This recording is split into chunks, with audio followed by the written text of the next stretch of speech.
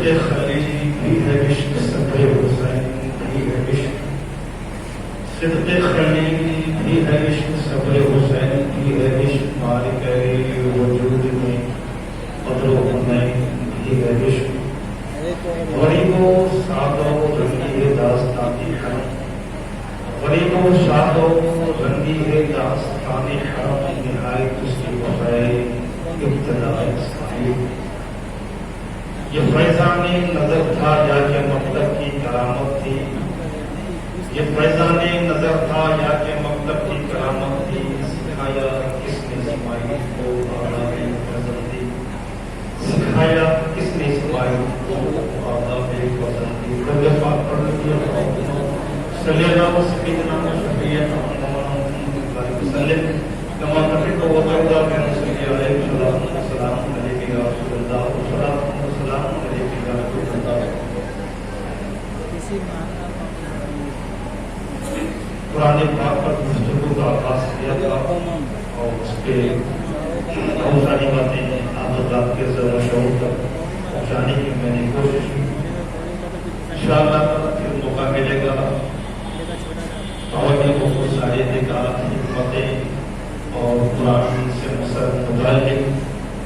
کے بنا فضائل اس کی برکتیں انشاءاللہ تعالیٰ موقع ملے گا تو کبھی بیان کرنے کی کوشش کروں گا. آج ذوالقعدہ کی 28 تاریخ ہے اور کل 29 تاریخ ہے. ذوالحجہ کا چاند نظر آنے والا ہے.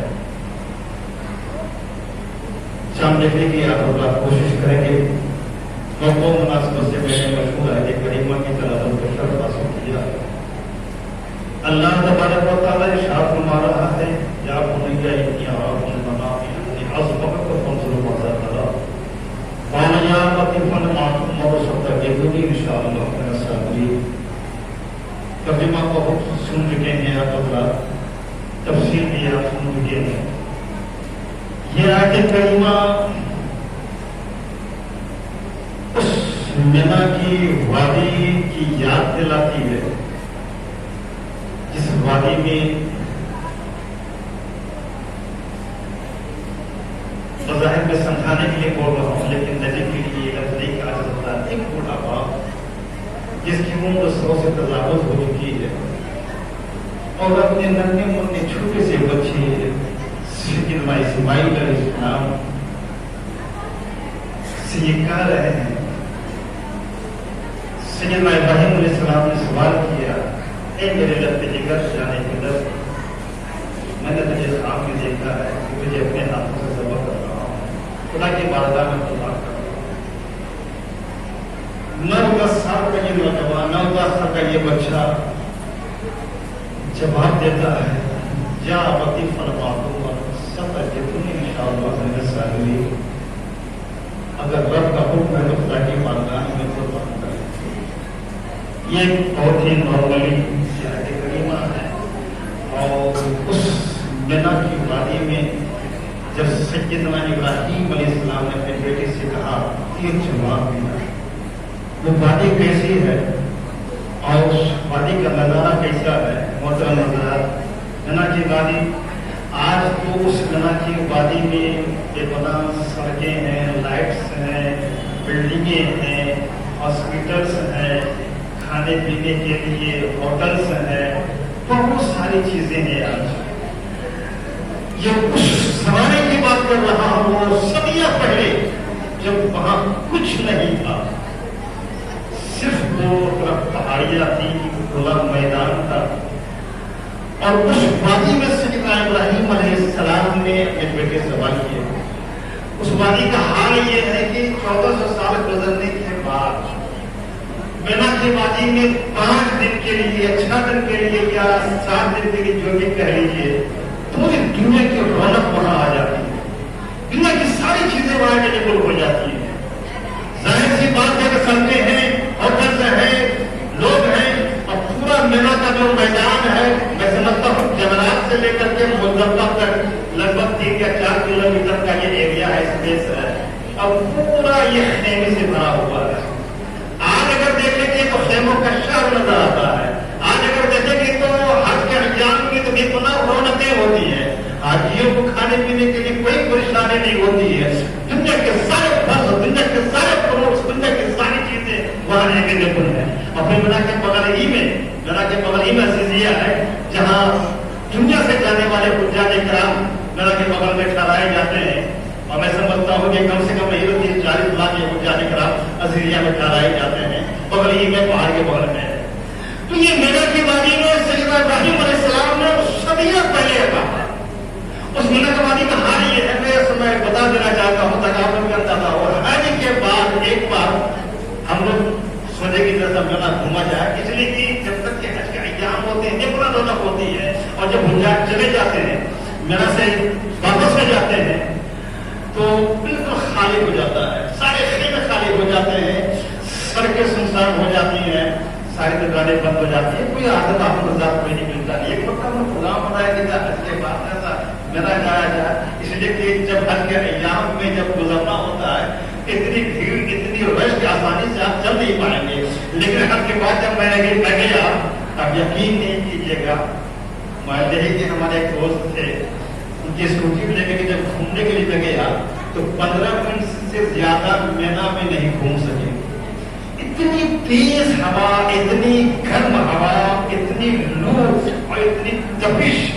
और इतनी सुनसान वादी नजर आ रही थी कि 15-20 मिनट से ज्यादा हम लोग चक्कर नहीं काट सके, फिर वापस आ गए, हम लोग अजीजिया चले जा रहे। कहने का मतलब ये है कि वो मेला की वादी कि एक हफ्ते के अंदर दुनिया की सारी रौनकें आ जाती हैं, लेकिन हज के अय्याम के बाद ऐसा सुनसान पड़ा रहता है और इतनी गर्म हवाएं चलती हैं, इतने लू चलते हैं कि आदमी मुमकिन होकर के वहां नहीं घूम सकता है। बहरहाल तुम्हें अर्ज कर रहा था कि अब आप अंदाजा कर सकते हैं कि 1400 साल नहीं बल्कि सदियां बीत जाने के बाद आज उस वादी का ये आलम है, जिस जमाने में सैयदना इब्राहीम अलैहिस्सलाम ने अपने बेटे को मक्का से वहां ले गए होंगे, उस मिना की वादी में जब सवाल किया होगा, याद होने के इन्हीं अल्लाह के मना में अपनी असबाह का मकसूद मजा करा, एक तरीका मैंने खाम ने कहा तुझे अपने हाथ में खुदा की बारगाह में कुर्बान कर रहे, तेरी क्या राय है? वो उस सैयदना इस्माइल अलैहिस्सलाम के बाद किया था कि खुदा की बारगाह में कुर्बान कर दीजिए, एक जान किया, अगर 1000 जान भी हमारे पास हो तो खुदा की बारगाह में कुर्बान हो जाऊं। अपना नजरा उस जमाने में सैयदना इब्राहीम अलैहिस्सलाम ने अपने बेटे को वाक़या सुनने के लिए तफसीर में सुनने के बहुत तेजी से बोल रहा हूँ, खुदा की बारगाह में कुर्बान किया, लेटा दिया। जहाँ पे लेटाया था सैयदना इस्माइल अलैहिस्सलाम को, वहां पे आज मस्जिद खीफ की शक्ल में वो जगह आज भी यादगार है। सैयदना इब्राहीम अलैहिस्सलाम, आपको अंदाजा होना चाहिए कि 99 या 100 से ज्यादा उम्र हो चुकी है और उस उम्र में औलादे नगीना पैदा हुआ है। कितना चहीता होगा, कितना प्यारा होगा, कितना दुलारा होगा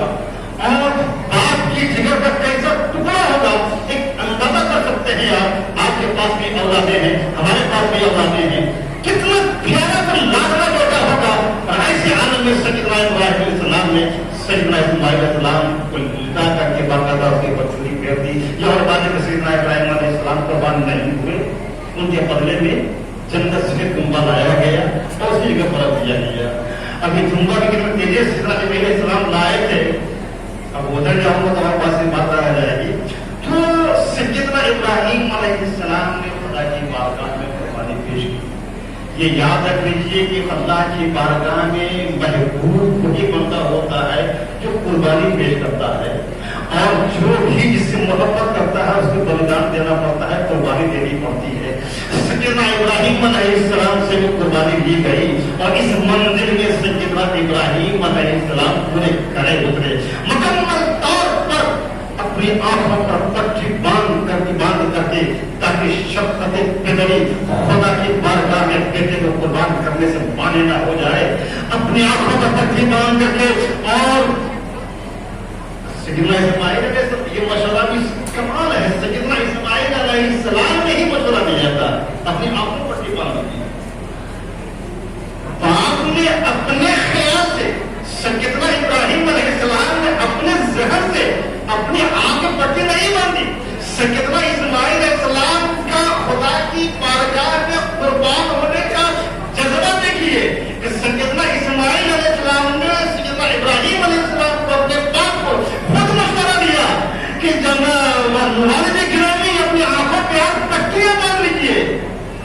ذبح کرتے وقت شفقت پدری مانے نہ ہو اور ذرا سا آپ کا ہاتھ نظر نہ ہو. یہ انہیں کا مشورہ تھا میرے پیارے. اور سیدنا ابراہیم علیہ السلام نے آگے پٹی باندھ کے جو چلی کری تھی. یہ قربانی ہونے کا جذبہ سیدنا اسماعیل علیہ السلام نے پیش کیا ہے. دنیا کی تاریخ میں آج تک کسی حاضری نے اس طرح کا جذبہ پیش نہیں کر سکا. بہرحال تو سیدنا ابراہیم علیہ السلام کی قربانی اتنی پسند آئی کہ پورے امت مسلمہ کے لیے یہ واجب قرار دیا گیا اور خاص طور پر حجاج کرام کے لیے باقاعدہ رقم میں شامل کر دیا گیا کہ چھوٹے حجاج کرام یہاں آئے تو جب قربانی دینا ضروری ہے. تو یہ قربانی انہیں کی یادگار اور اسی کی یادگار کو قائم رکھتے ہوئے آقائے کائنات سرکار مدینہ صلی اللہ تعالیٰ علیہ وسلم نے بھی ہر سال اپنے لیے جو قربانی کی ہے اپنے نام سے بھی کیا اور پوری امت مسلمہ کے نام سے بھی آپ نے ہر سال قربانی پیش کروائی. تو صحابہ کرام نے ارشاد فرمایا کہ یا رسول اللہ ما حاضر اللہ یا رسول اللہ اس قربانی میں ہمیں کیا ہے, اس قربانی سے ہمیں کیا ملے گا. تو وہ سنت ابیکم ابراہیم, یہ سیدنا ابراہیم علیہ السلام کی سنت ہے جو ہم پہ ادا کرنی ہے. سرکار مدینہ صلی اللہ تعالیٰ علیہ وسلم نے قربانی فرمائی. اب قربانی کی فضیلتیں بتائیے اور جو وسعت رکھتے ہوئے قربانی نہ کرے اس کے لیے آپ نے ناراضگی کا اظہار بھی آپ نے فرمایا. آقائے کائنات صلی اللہ تعالیٰ علیہ وسلم نے فرمایا سبحان سے حیاتم بین حالت قرآن متعیاتم. اے لوگوں سنو, اللہ کی بارگاہ میں جو قربانی کر رہے ہو اچھا جانور کرو, عمدہ جانور کرو, پروا جانور کرو, بے عیب والا جانور خدا کی بارگاہ میں قربان کرو. اسی لیے کہ یہ تمہارے لیے پرسرات کی سواری کا کام دے گا, یہ تمہارے لیے پرسرات کی سواری کا کام آئے گا. اور پھر ایک حدیث پاک کی روشنی میں عقائد کائنات صلی اللہ تعالیٰ علیہ وسلم ارشاد فرماتے ہیں کہ جو قربانی کرتا ہے تو جانور ایک ایک بال کے بدلے میں ایک ایک گناہ سے معاف ہوتا ہے. جو انسان جو مسلمان کے جو قربانی کرے خدا کی بارگاہ میں جانور ایک ایک بار جو بدلے میں اس کے گناہ معاف ہوں گے. یہ بنا فضیلتیں بیان فرمائی ہے. عقائد کائنات صلی اللہ تعالیٰ علیہ وسلم نے بھی قربانی فرمائی ہے اور پورے ملک کے مسلمانوں کو اتنا تاکید بھی آپ نے فرمائی ہے. اور جو وسعت رکھتے ہوئے نہ کرے, عقائد کائنات صلی اللہ تعالیٰ علیہ وسلم نے اپنی ناراضگی کا اظہار بھی فرمایا ہے. اللہ کے رسول ارشاد فرماتے ہیں من وجب صحت غلط جزا ہے غلط جو کبھی غسل لاتا. جو قربانی وسعت رکھتے ہوئے نہیں کرتا ہے اس سے کہہ دو کہ ہماری عیدگاہ کی طرف نہ آئے, ہماری عیدگاہ میں نماز پڑھنے کے نہ آئے. آپ اسی سے اندازہ کر سکتے ہیں کہ سرکار مدینہ صلی اللہ تعالیٰ علیہ وسلم نے قربانی کے سلسلے میں جو وسعت رکھتے ہوئے بھی نہ کرے تو کتنی ناراضگی کا اظہار فرمایا ہے. یہ قربانی ایک عظیم یادگار ہے اور یہ اس سیدنا ابراہیم علیہ السلام کی یادگار سے ایک بنا ہے. سیدنا ابراہیم علیہ السلام کی یادگار, سیدنا اسماعیل علیہ السلام کی یادگار. اگر تفصیلات میں جاؤں تو بہت سارا وقت لگے گا. یہ میں بیان نہیں کر چکا ہوں کہ کس طرح سیدنا اسماعیل علیہ السلام اور ان کی والدہ محترمہ ہے کہ سیدنا حاجرہ علیہ السلام کو مکے کے وادی میں چھوڑا گیا اور پھر اس کے بعد کس طرح پرورش ہوئی اور کس طرح سیدنا اسماعیل علیہ السلام کے ریڑھیوں سے یہ آگے زمزم وجود میں آیا. آگے زمزم کی برکتیں, رحمتیں اور اس کی فضیلتیں آج بھی پوری دنیا اپنی نگاہوں سے دیکھ رہی ہے. آگے زمزم کے بارے میں نئی بات آئی ہے. آگے زمزم آج لوگ جب آگے زمزم لاتے ہیں ایک بات میں آج کرنا چاہتا ہوں, بہت سارے لوگ آگے زمزم لاتے ہیں. ظاہر سی بات ہے کہ پورا خالص آگے زمزم تو سب کو نہیں دیا جا سکتا ہے, اس لیے کہ طرح کوانٹٹی ملتا ہی نہیں ہے, وہ حاصل آتے ہی نہیں ہے. تو لوگ تھوڑا سا آگے زمزم سے پانی ملا لیتے ہیں اور پھر اس کے بعد پڑھتے ہیں. تو کچھ لوگ کہتے ہیں کہ تھوڑا سا آگے زمزم اتنا پانی میں کیا تھوڑا سا آگے زمزم ایک طرف پانی ملا دیا تو کیا ہوگا. کچھ لوگ یہ ایسا بول دیتے ہیں. میں آپ کو بول دینا چاہتا ہوں کہ دنیا جتنی ترقی کرے گی, سائنس جتنی ترقی کرے گی, انشاءاللہ تعالیٰ اسلام کا وہی بول رہا ہوگا. سائنس جتنی ترقی کرے گی انشاءاللہ تعالیٰ اسلام کا وہی عظیم بول والا ہو رہا ہے. آپ کو معلوم ہونا چاہیے کہ جاپان میں آگے زمزم پر کوئی تحقیق ہوئی ہے اور اس تحقیق میں یہ بات سامنے آئی ہے کہ آگے زمزم ایک ایسا پانی ہے جس کے اندر جتنے بھی کوالٹیز ہونی چاہیے, سوڈیم پوٹاشیم کیلشیم دنیا بھر میں جو ہے بہت سارے ایٹمز ہوتے ہیں, وہ ساری چیزیں پائی جاتی ہیں. اور آگے زمزم مکمل طور پر ایک جسم کے لیے مکمل طور پر شفا ہے, وہ فائدہ مند ہے. اور یہ بھی